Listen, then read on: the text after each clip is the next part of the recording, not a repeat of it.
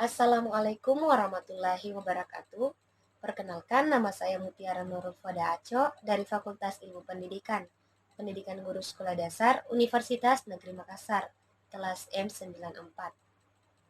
Pada kesempatan kali ini, saya membuat video ceramah yaitu bagaimana membumikan Islam di Indonesia.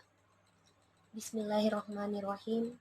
Sebagai hamba Allah yang beriman, marilah kita panjatkan puji dan syukur kehadirat Allah Subhanahu wa Ta'ala yang telah memberikan kekuatan, kesehatan lahir dan batin kepada kita semua. Salawat dan salam tidak lupa kita kirimkan kepada junjungan kita Nabi Allah Muhammad Sallallahu Alaihi Wasallam yang telah mengantarkan umat manusia dari peradaban hidup yang jahiliyah menuju pada peradaban hidup yang modern, yang penuh dengan kemajuan ilmu pengetahuan dan teknologi, seperti yang kita rasakan pada saat ini. Semoga kita semua termasuk hambanya yang taat, yang berhak mendapatkan syafaat di hari akhir nanti. Alhamdulillahi Rabbil Alamin, wassalatu wassalamu ala asrafil anbiya'i wal mursalin, wa ala alihi wa ashabihi ajma'in, amma ba'd. Bagaimana membumikan Islam di Indonesia?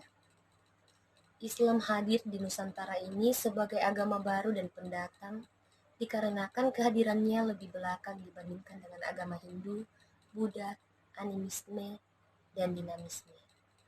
Dinamakan agama pendatang karena agama ini hadir dari luar negeri. Terlepas dari substansi ajaran agama Islam, Islam bukan merupakan agama asli bagi bangsa Indonesia, melainkan agama yang baru datang dari Arab. Sebagai agama baru dan pendatang saat itu, Islam harus menempuh strategi dakwah tertentu, melakukan berbagai adaptasi dan seleksi dalam menghadapi budaya dan tradisi yang berkembang di Indonesia. Perkembangan Islam di Nusantara ini merasakan berbagai pengalaman yang disebabkan adanya keberagaman budaya dan tradisi pada setiap pulau tersebut. Bahkan dalam satu pulau saja bisa melahirkan berbagai budaya dan tradisi. Perjumpaan Islam dengan budaya tradisi lokal itu seringkali menimbulkan alkulturasi budaya. Kondisi ini menyebabkan ekspresi Islam tampil beragam dan bervariasi, sehingga kaya kreativitas, kultural, religius. Realitas ini merupakan risiko alkulturasi budaya. Tetapi, akulturasi budaya tidak bisa dibendung ketika Islam memasuki wilayah baru.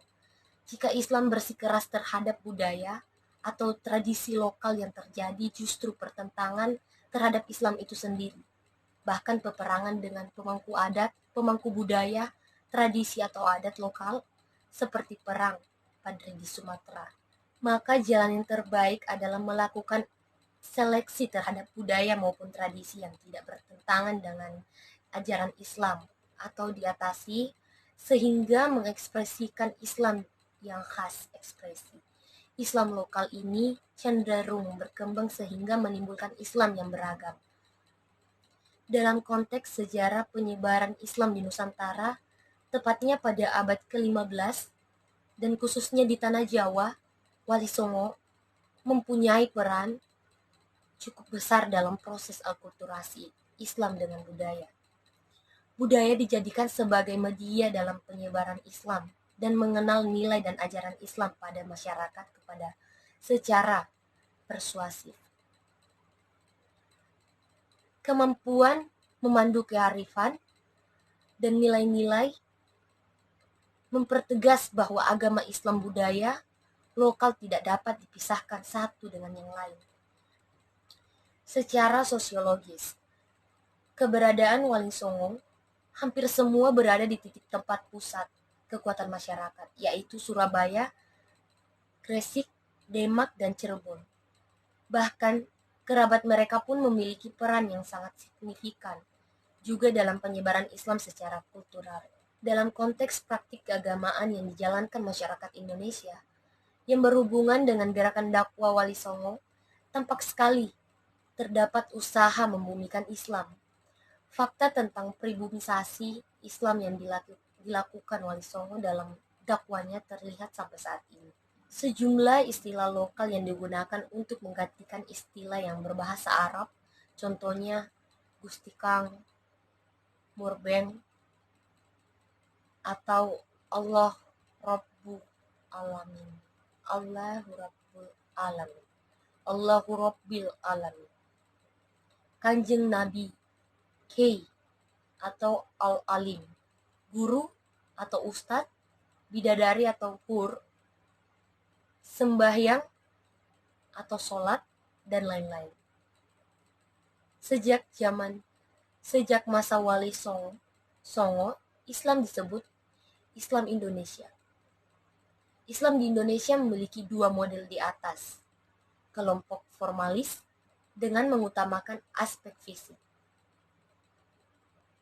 Di era kemerdekaan sampai di era pasca reformasi, polemik antara dua model keberagamaan ini masih tetap ada.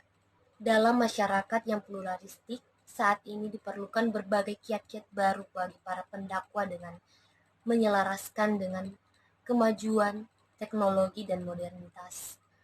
Penggunaan media massa dan internet dirasa sangat pas dalam penyebaran dakwah yang lebih luas lagi. Artinya, metode ini juga menandakan sama dengan para Wali Songo pada zaman dahulu menggunakan media tradisional. Tuntunan modernitas dan globalisasi menuntut model pemahaman agama yang saintifik, yang secara serius memperlihatkan berbagai pendekatan. Pendekatan Islam monodisiplin tidak lagi menandai untuk menjawab tantangan zaman yang dihadapi umat Islam di berbagai tempat, agar diperoleh pemahaman Islam yang saintifik.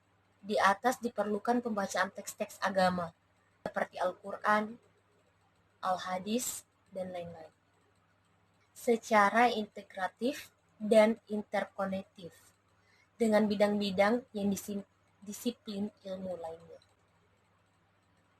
Segala bentuk perhatian mendengarkan sambutan saya merupakan sebuah penghargaan yang sangat saya ucapkan terima kasih. Mungkin saya rasa cukup saja sampai sini. Lebih kurangnya mohon dimaafkan. Billahi taufiq wal hidayah. Wassalamualaikum warahmatullahi wabarakatuh.